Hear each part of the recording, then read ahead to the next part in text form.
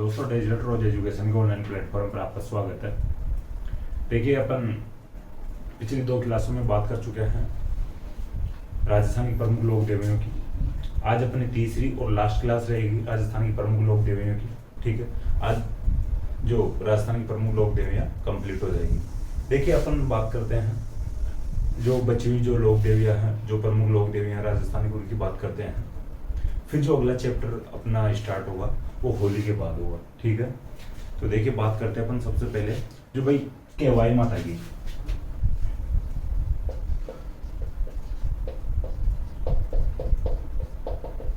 देखिए, केवाई माता की बात करें सबसे पहले तो नागौर में एक स्थान पड़ता है किणसरिया। ठीक है, किणसरिया नागौर में इनका मंदिर है।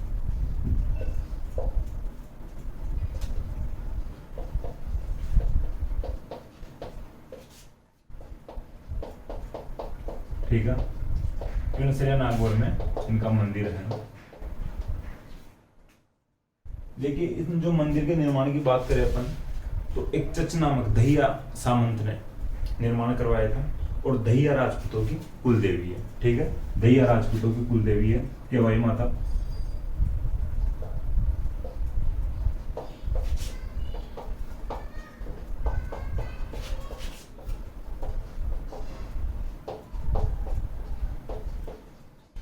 देखिए, आपको दहिया से कुछ कोई खिलाड़ी का नाम याद आ रहा होगा तो आप कमेंट बॉक्स में ऐड करना। ठीक है, जो भाई दहिया के नाम से जो सरनेम से बहुत से खिलाड़ी होंगे, लेकिन जो प्रमुख खिलाड़ी हो क्या आप ना ऐड कर सकते हो कमेंट बॉक्स में। तो दहिया राजपूतों की कुल देवी है, किणसरिया नागौर में मंदिर है चच नामक।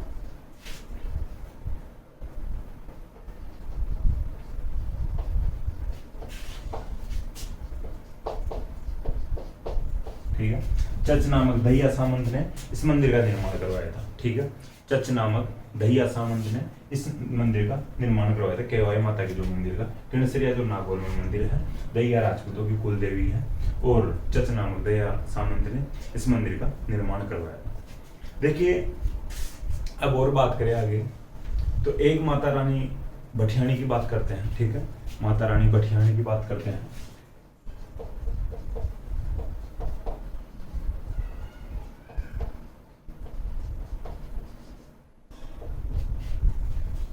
देखिए, माता रानी भटियाणी की बात करें तो इनके जन्म की बात करें तो जोगीदास गांव पड़ता है जैसलमेर में। ठीक है, इनका जन्म हुआ था जोगीदास गांव जैसलमेर में। ठीक है, जैसलमेर का एक गांव है जोगीदास, तो वहां पर इनका जन्म होता है माता रानी भटियाणी का। और इनका जो मंदिर है जसोल जो स्थान है बाड़मेर में है। ठीक है,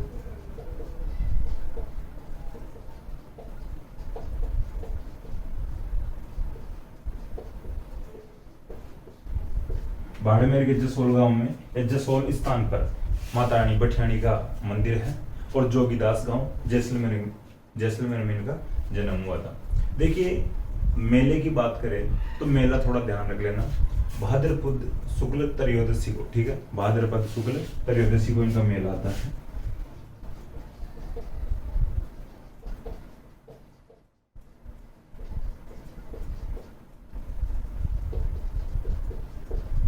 ठीक है, भाद्रपद माह की शुक्ल पक्ष की 13 को या त्रयोदशी को इनका मेला आता है। तो अपन बात की केवाई माता की और माता रानी भटियाणी की।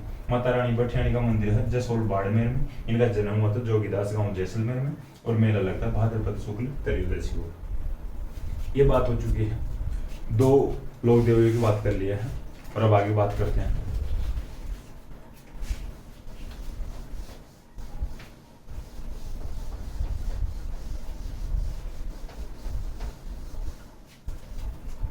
देखिए, दधिवंती माता की बात करते हैं।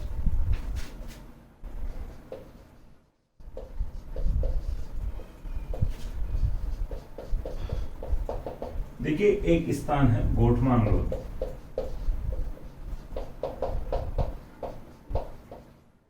ये नागौर में है। ठीक है, यहां पर इनका मंदिर है।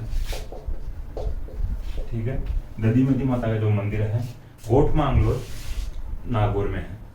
एक मांगलोद 12 साइड भी है। ठीक है, 12 में भी है। तो ये गोठमांगलोद जो नामक स्थान है नागौर में, यहाँ पर दधिवंती माता का मंदिर है। ये दादिश ब्राह्मणों की कुल देवी है।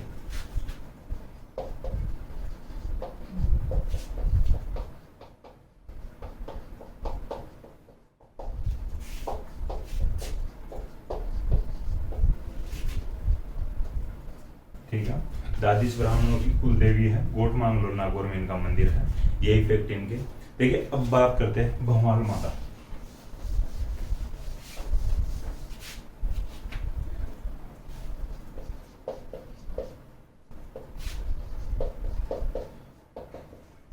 ठीक है।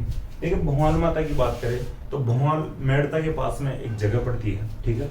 नागौर के मेड़ता के पास में एक जगह पड़ती है भंवाल, यहाँ पर इनका मंदिर है।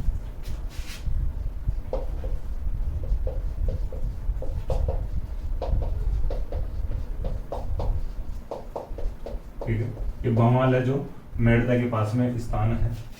देखिए अब इस माता जी की एक फैक्ट याद रखना है, एग्जाम में जरूर पूछा जाता है कि राजस्थान की किस लोक देवी के बारे में मान्यता है कि वहां पर 2.5 प्याले शराब के चढ़ाए जाते हैं। तो भंवाल माता के 2.5 प्याले शराब के चढ़ाए जाते हैं।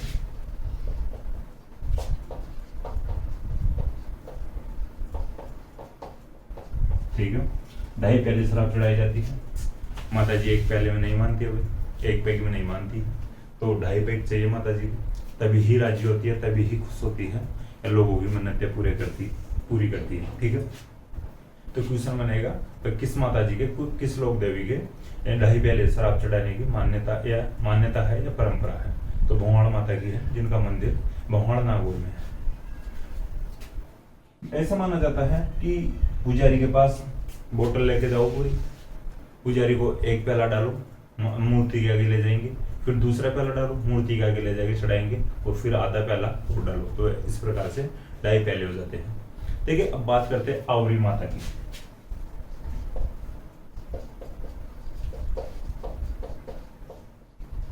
देखिए आवरी माता का जो मंदिर है वो निकुंभ नामक स्थान पर है। निकुंभ नामक जो स्थान है ये चित्तौड़गढ़ में है। ठीक है, आवरी माता का जो मंदिर है निकुंभ नामक स्थान पर है, ये चित्तौड़गढ़ में है निकुंभ। देखिए ऐसी मान्यता है कि आवरी माता के लकवाग्रस्त रोगियों को लेके जाते हैं तो लकवा ठीक हो जाता है। ठीक है, आवरी माता के स्थान पर लकवाग्रस्त व्यक्तियों को लेकर जाओ और लकवा ठीक हो जाएगा, ऐसी मान्यता है। ठीक है भाई, अब देखो कितनी सच्ची है कितनी झूठी है, कुछ तो फायदा होता होगा, ऐसी कोई अफवाह तो होती नहीं है भाई। तो ऐसा माना जाता है लकवाग्रस्त रोगियों का इलाज किया जाता है, तो आप लिख लेना। देखिए पुष्करणा ब्राह्मणों की कुल देवी है आवरी माता।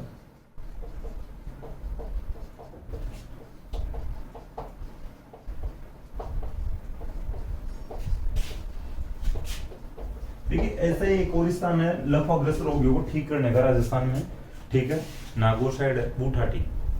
ठीक है, तो वो भी लकवाग्रस्त, वहां पे भी लकवाग्रस्त रोगियों को या लकवाग्रस्त व्यक्तियों को ठीक किया जाता है बूठाटी। देखिए वो इस समय प्रसिद्ध है भाई, जिसके भी भाई इस क्षेत्र में यानी लकवा होता है, लकवे से ग्रस्त हो जाता है व्यक्ति, तो उसको बूठाटी ले जाते हैं। ठीक है, तो आवरी माता के भी लकवाग्रस्त रोगियों का इलाज किया जाता है और बूठाटी धाम में भी किया जाता है। अब बात करते हैं बड़ली माता की।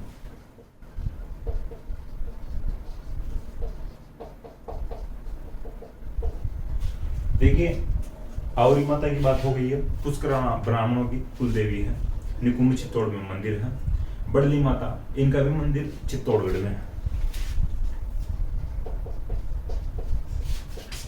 एक स्थान पड़ता है अकोला।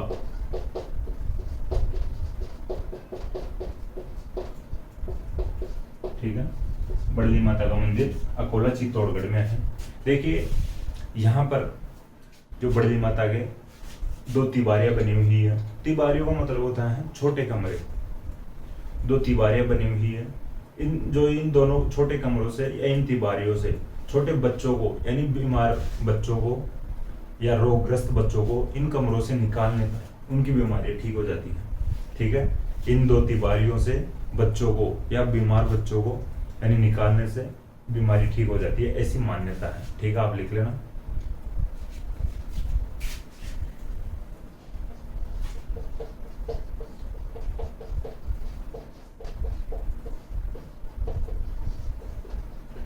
यहाँ पर यानी बड़ली माता के 2 तिबारियां बनी हुई है, ब्रैकेट में छोटे कमरे भी लिख सकते हो आप, और इन 2 तिबारियों से बीमार बच्चों को निकालने से उनकी बीमारियां दूर हो जाती हैं। अब बात करते हैं अंबिका माता की। देखिए अंबिका माता कहे तो कंगना रनौत की कुल देवी हो गई। ठीक है, थोड़ा ध्यान रखना भाई, याद दिलाने के लिए मैं बताया हूँ, आप लिख मत लेना मैं नोट्स में।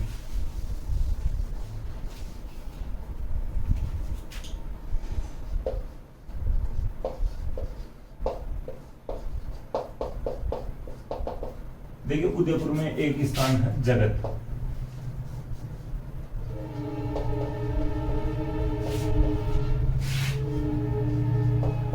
ठीक है, यहाँ पर इनका मंदिर है, उदयपुर के जगत नामक स्थान पर अंबिका माता का मंदिर है।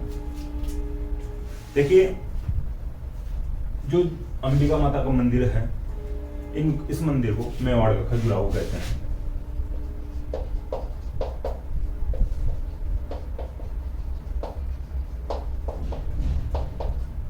ठीक है, मेवाड़ का खजुराहो कहते हैं। अब देखिए मेवाड़ का खजुराहो की बात कर रहे हैं तो भारत का खजुराहो कहाँ पर होगा, ये भी आपको मैं बता देता हूँ। देखिए मध्य प्रदेश के छतरपुर में खजुराहो के मंदिर है। ठीक है, आप ये मान सकते हो कि मध्य प्रदेश में खजुराहो के मंदिर है। जो अंबिका माता का जो मंदिर है, इसकी तुलना, इस मंदिर की तुलना खजुराहो के मंदिरों से की गई है। जिस प्रकार से वहां के मंदिरों की जो स्थापत्य कला है या बनावट का जो आकार है, वैसा ही अंबिका माता का जो मंदिर का बनावट मानी गई है। तो इस प्रकार से यानी खजुराहो के मंदिरों से अंबिका माता के मंदिर की तुलना की गई है। खजुराहो के मंदिर मुख्यतः मध्य प्रदेश में है। देखिए खजुराहो के जो मंदिर है मध्य प्रदेश वाले, वो चंदेल वंश के शासकों द्वारा बनाए गए हैं। ठीक है, अलग अलग प्रकार के और देवी देवताओं के मंदिर है वहां पर। ठीक है, आप गूगल पे जाके, विकिपीडिया पे जाके देख सकते हो, आराम से डिटेल मिल जाएगी आपको। तो चंदेल वंश के शासकों द्वारा खजुराहो के मंदिर निर्मित है। उनसे तुलना की गई है अंबिका माता मंदिर की, जो जगत उदयपुर में है, जिसको मेवाड़ का खजुराहो कहा जाता है। देखिए ये बात सही है जो मैं अभी बता रहा था, कंगना रनौत की जो कुल देवी है अंबिका माता, हालांकि नोट्स में नहीं लिखना है। एक बार कंगना रनौत ने खुद ने एक्सेप्ट किया था, यानी वीडियो में बता रही थी कि जो मेरी कुल देवी मेवाड़ में है, वहां से मैं मूर्ति लेके आई हूँ और उनके गांव में यानी अंबिका माता जी का मंदिर भी बनवाया कंगना रनौत में। ठीक है, तो थोड़ा ध्यान रख लेना, कंगना रनौत की जो कुल देवी है अंबिका माता है, मेवाड़ का खजुराहो कहा जाता है। ये इंपॉर्टेंट है, कंगना रनौत वाली बात ज्यादा मत रखना है, समझने के लिए मैं बता रहा हूँ। मेवाड़ का खजुराहो किस मंदिर को कहा जाता है? अंबिका माता के मंदिर को कहा जाता है। अब बात करते हैं हम एक और जो देवी की, महामाया। देखिए ये उदयपुर में ही है इनका मंदिर, मावली नामक स्थान पर। ठीक है, देखिए आपको याद आ रहा होगा, अपन ने मावली का युद्ध भी पढ़ा था शायद, तो आप कमेंट बॉक्स में ऐड कर सकते हो मावली का युद्ध किसके बीच में हुआ था और कब हुआ था। ठीक है, तो मावली उदयपुर में महामाया का मंदिर है। देखिए जो महामाया को शिशु रक्षक लोक देवी माना गया है।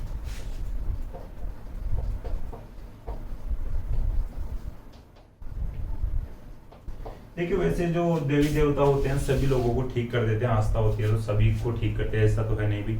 जो बच्चों को करेंगे और बड़ों को नहीं करेंगे, बड़ों से कोई दुश्मनी हो और बड़ों को करे और छोटों को स्वस्थ ना रखे, ठीक है, ऐसी कोई दुश्मनी नहीं होती।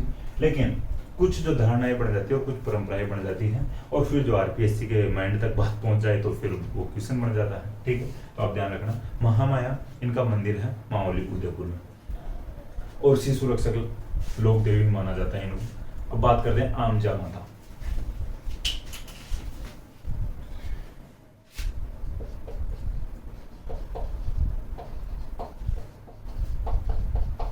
देखिए एक स्थान है रींछड़ा। ठीक है, रींछड़ा नामक स्थान जो राजसमंद में है, वहां पर इनका मंदिर है।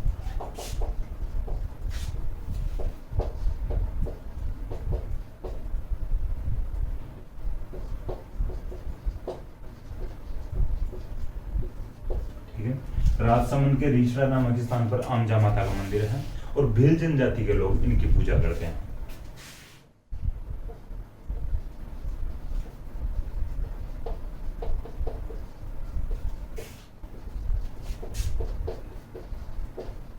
ठीक है, आमजा माता का मंदिर है रींछड़ा राजसमंद में, और भील जनजाति के लोग इनकी पूजा करते हैं। एक जो माता यानी माता जी और पढ़ते हैं त्रिपुरा सुंदरी या तुरताई माता जी।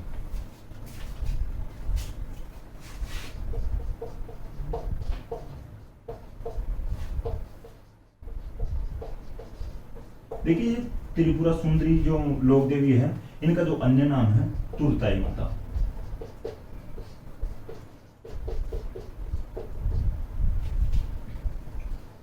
देखिए ये जो त्रिपुरा सुंदरी का मंदिर है, इसको प्रसिद्ध तो वसुंधरा जी ने भी कर रखा है, मैडम जी ने कर रखा है प्रसिद्ध, ठीक है।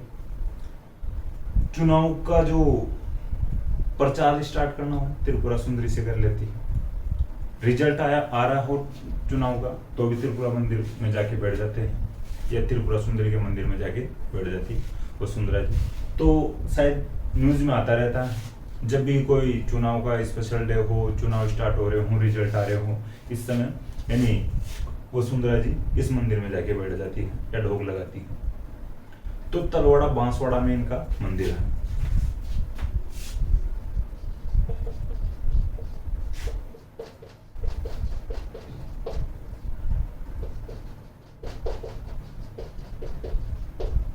देखो भाई आस्था सबकी होती है, ठीक है।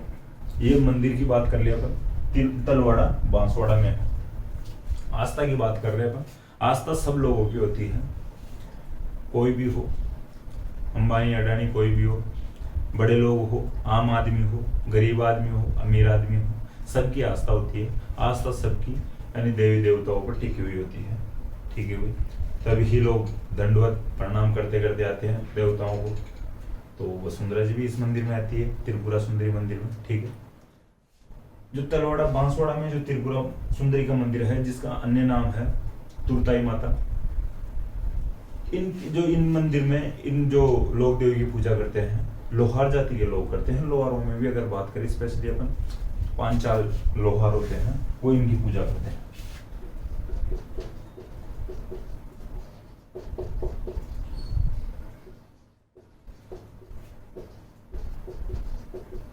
ठीक है ना, लोहार जाति के लोग त्रिपुरा सुंदरी में जो मंदिर में पूजा करते हैं। अब बात करते हैं राजेश्वरी माता। देखिए राजेश्वरी माता का यानी मंदिर है भरतपुर में।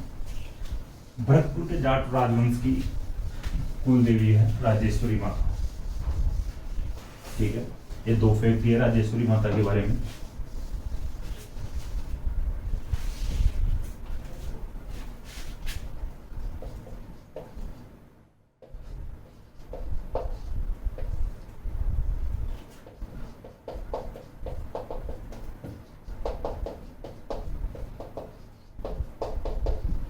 भरतपुर में इनका मंदिर है और भरतपुर के जाट राजवंश की कुल देवी है।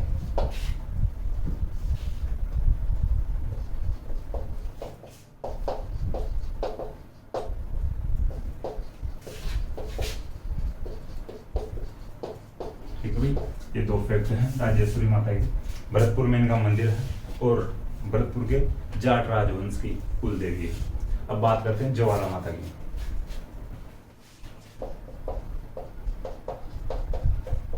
देखिए ज्वाला माता का जो मंदिर है ये जयपुर में है, ठीक है। जयपुर में जोबनेर पड़ता है, तो जोबनेर में इनका मंदिर है, ठीक है। जोबनेर स्टैंड के पास ही पहाड़ी पर मंदिर है ज्वाला माता जी का। ज्वाला माता कछुआ राजवंश की एक शाखा है खंगारोत, तो खंगारोतों की यानी इष्ट देवी है।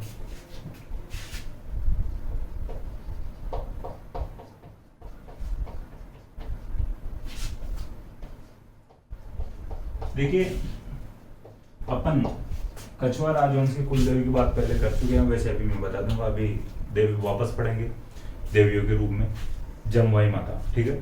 कछुआ राजवंश की कुल देवी जमवाई माता जमवा रामगढ़ में है। और जो कछुआओं की जो एक ब्रांच होती है खंगारोत, तो खंगारोतों की इष्ट देवी ज्वाला माता है, ठीक है। तो ये फैक्ट है इनके बारे में। अब बात करते हैं, देखिए कुछ जो लोक देवियां हैं उनके अपन को नाम पढ़ना है और उनके जो प्रमुख स्थान है, प्रमुख जो मंदिर कहाँ पर है, ठीक है, उनकी बात करना है। जो फैक्ट वाली लोक देवियां थी वो अपन कंप्लीट कर चुके हैं, ठीक है। अब देखिए मैं नाम बोल देता हूँ, आपको लिखना हो तो आप लिख सकते हो। कंठेश्वरी माता आदिवासी कुल देवी है, ठीक है। कंठेश्वरी माता के बारे में एक ही फैक्ट लिखना है, मंदिर ज्यादा भाई मुख्य मंदिर नहीं इनका, तो ये आदिवासियों की कुल देवी है कंठेश्वरी माता। देखिए सेमकरी माता की बात करते हैं। सेमकरी माता है बीनमाल जालोर में, ठीक है। सेमकरी माता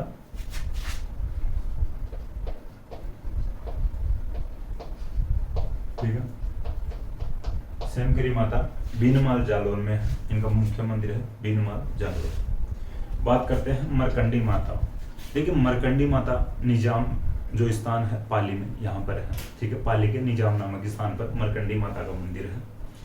देखिए अब आगे बात करते हैं जिलाड़ी माता, ठीक है। जिलाड़ी माता का मंदिर है बहरोड में, जो बहरोड पड़ता है अलवर में, ठीक है। जिलाड़ी माता का मंदिर है अलवर के बहरोड में। देखिए घेवर माता की बात पहले अपन कर चुके हैं। घेवर माता है राजसमंद में, राजसमंद में राजसमंद झील की पाल पर इनका मंदिर है, ठीक है। घेवर माता का मंदिर है राजसमंद झील की पाल पर। देखिए इनके लिए ऐसा कहा जाता है घेवर माता के बारे में कि कुंवारी सती हुई थी, सॉरी बिना पति के सती हुई थी, ठीक है भाई। देखिए कुंवारी की बात अपन पहले रानाबाई की कर चुके हैं, ये बिना पति के सती हुई थी घेवर माता। रानाबाई को लोक देवी के रूप में भी यहाँ पे भी आप लिख सकते हो, अपन संतों में पढ़ लिए थे तो उनको यहाँ पे पढ़ने की अभी आवश्यकता नहीं है, लिखने की आवश्यकता नहीं है, पढ़ तो आप कहीं पे भी सकते हो, एग्जाम में क्वेश्चन क्लियर होना चाहिए अपना, ठीक है।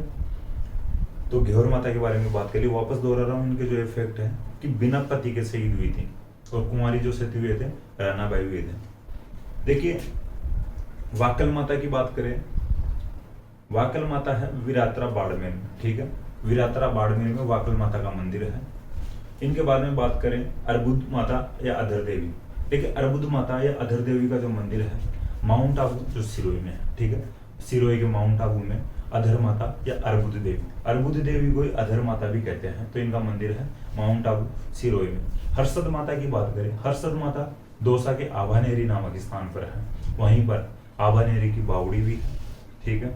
बहुत ही अच्छी बावड़ी, बहुत ही बड़ी बावड़ी है, बहुत ही प्रमुख बावड़ी है आभानेरी या चांद बावड़ी दौसा में। तो हर्षद माता दौसा में है आभानेरी नामक स्थान पर। बधाण माता है, बधाण माता कोटा में है, तंत्र मंत्र की देवी कहा जाता है बधाण माता को, ठीक है। बधाण माता को तंत्र मंत्र की देवी कहा जाता है, ये लिख लेना। कोटा में मंदिर है बधाण माता का।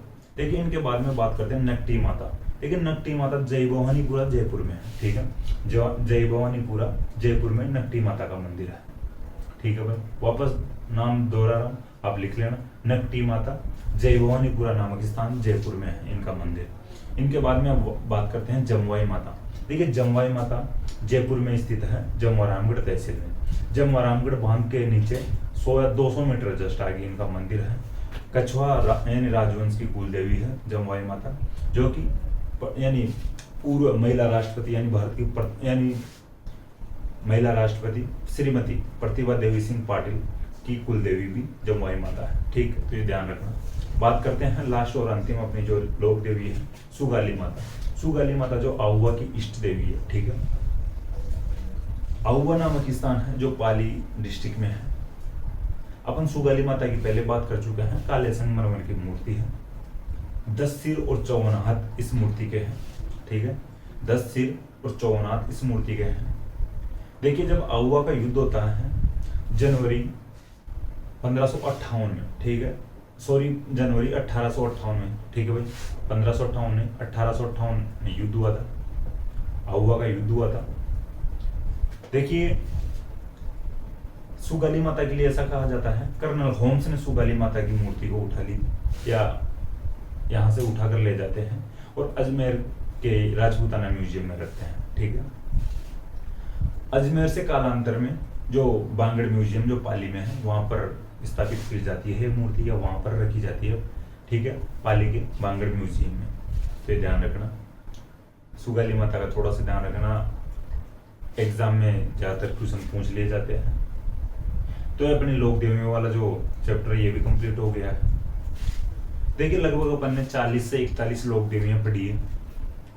तो कुछ लोक देवियां तो ऐसी है कि इनके फैक्ट ज्यादातर पूछे ही जाते हैं, जैसे जीर्ण माता है, सुगाली माता है, शीतला माता है, करणी माता जी है, लटियाल माता, दधीमती माता, ठीक है। दधीमती माता के बारे में पूछ ले जाते, स्थान के बारे में पूछ लेते हैं, भाई मंदिर कहाँ पर है, और ज्वाला माता है, ठीक है। तो त्रिपुरा सुंदरी का मंदिर पूछ लेते हैं, अंबिका मंदिर पूछ लेते हैं जो जगत में है उदयपुर में, ठीक है। तो इस प्रकार से क्वेश्चन इंपॉर्टेंट होते हैं और एग्जाम सेंटर में अपना जो क्वेश्चन क्लियर होना चाहिए, सही होना चाहिए, ये सबसे जो बड़ा टारगेट रहता है अपने सामने। देखिए अपन वहाँ पर कंफ्यूज हो जाते हैं एग्जाम में, एग्जाम सेंटर में, और अपना क्वेश्चन बिगड़ जाता है या गलत हो जाता है। देखिए आने के बाद अपने को वहाँ पर तो लगता है ऑप्शन को देख के भाई ये ऑप्शन भी हो सकता है, ये ऑप्शन भी हो सकता है, और अपन लगा देते हैं। लेकिन एग्जाम सेंटर से बाहर आने के बाद में देखते हैं तब दिमाग खराब हो जाता है। तो थोड़ा सा ये आर्ट एंड कल्चर है राजस्थान वाली, इस पार्ट को थोड़ा सा ज़्यादा क्लियर कर लिया करो भाई। आजकल इन्हीं से ज़्यादा क्वेश्चन पूछ रहे हैं, जैसे ज्वेलरी है, ज्वेलरी से भी क्वेश्चन पूछते हैं, और जो वाद्य यंत्र होते हैं इनसे भी क्वेश्चन पूछते हैं। अपन इनका भी आगे बात करेंगे या पढ़ेंगे। देखिए अब बात होगी अपनी जो अब अगली क्लास होगी जो होली के बाद होगी। आप सभी को होली की बहुत बहुत हार्दिक शुभकामनाएं। देखिए होली अब आराम से मनाना, भाईचारे का त्यौहार है, बुरा न मानो होली है, इस प्रकार वाला जो त्यौहार है, आराम से रंग वंग लगाना, जो चाइनीज कलर आते हैं वो यूज मत करना। एक बार वापस बहुत बहुत शुभकामनाएं होली की। और देखिए जो होली की जो परंपराएं हैं उनको कभी भूलना मत भाई। देखिए आज का टाइम ऐसा है कि जो परंपराएं बनी आई है अपने, उन परंपराओं को या वो परंपराएं लुप्त होती जा रही है। होली की अपन पहले बात कर चुके हैं, होली किस प्रकार से मनाई जाती है और क्यों मनाई जाती है। जो कौन इनका भतीजा था, प्रहलाद होली का भतीजा था, और हिरण्यकश्यप की बहन थी होली का। किस प्रकार से प्रहलाद और पिताजी के बीच में बनती नहीं थी, और पिताजी यानी हिरण्यकश्यप प्रहलाद को मारने की कोशिश करता है, अपनी बहन होलिका की गोद में लेकर बिठा देता है और अग्नि में प्रवेश करवा देता है। होलिका जल जाती है, प्रहलाद बच जाता है। इसी खुशी में ये होली का त्यौहार मनाया जाता है। ठीक है, आज भी देखिए होली का जो डांडा रोपण होता है, डांडा गाड़ा जाता है, वो पूर्णिमा को गाड़ा जाता है। ठीक है भाई, और फाल्गुन पूर्णिमा को होलिका दहन किया जाता है। इसमें एक दो परंपराएं हैं उनके बारे में मैं बताना चाहूंगा आपको, कि जैसे होली पे जो वो गोबर के वो बनाए जाते हैं छोटे उपले, एक प्रकार से, ठीक है, उपले होते हैं, उनका छोटा रूप होता है, हालांकि उनमें बीच में छेद होता है और माला बनाई जाती है उनकी। तो वो परंपराएं हैं, लेकिन आज वो विलुप्त होती जा रही है। देखिए जो होली पर जो छोटे उपले बनाए जाते हैं उनको बोलते हैं बड़बोलिए या बड़बुलिए। ठीक है, तो थोड़ा ध्यान रखना। देखिए अभी इनका थोड़ा सा मैं इतिहास बताने की कोशिश करूँ।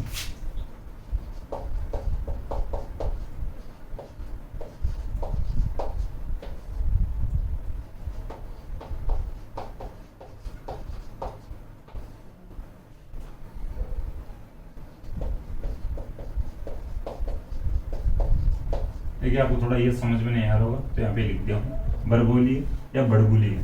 देखिए ये गोबर, गाय के गोबर से बनाए जाते हैं, ऐसी परंपरा, हालांकि आज लोग भैंस के गोबर से बना देते हैं, पता नहीं। देखिए ये इनकी मान्यता है भाई 7, एक जो माला में 7 होने चाहिए और इनके बीच से 6 निकाल के और माला बनाई जाती है। ठीक है, इस प्रकार से बनाए जाते हैं। इन 6 से जो मूंज की जेवड़ी होती है, मूंज होती है जो अपने जो घास उगती है, जो पानी बोलते हो या कूंचा बोलते हैं एक प्रकार से, उसकी मूंज बनाई जाती है और उसकी माला बना के जो इनमें 7 यानी बांधे जाते हैं, 7 बड़बोलिए या बड़बुलिए या बड़बुलिए। ठीक है, गड़बुलिए भी बोलते हैं भाई।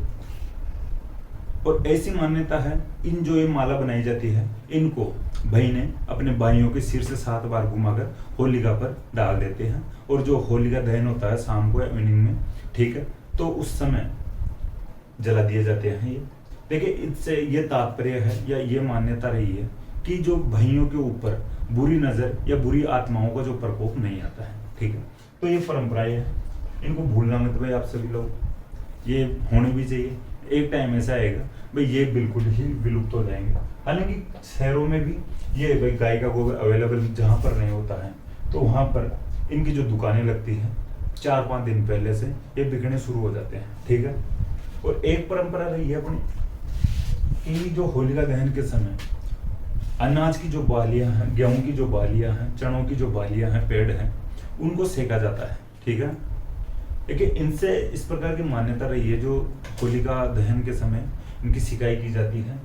दंगिया बोलते हैं, गेहूं की जो बालियां होती हैं उनको दंगिया बोलते हैं, और जो चने होते हैं मान्यता तो ऐसी है कि भाई 7 अनाजों को सेका जाता है, लेकिन ज़्यादातर होता है चने जो और गेहूं की जो बालियां सेकी जाती हैं।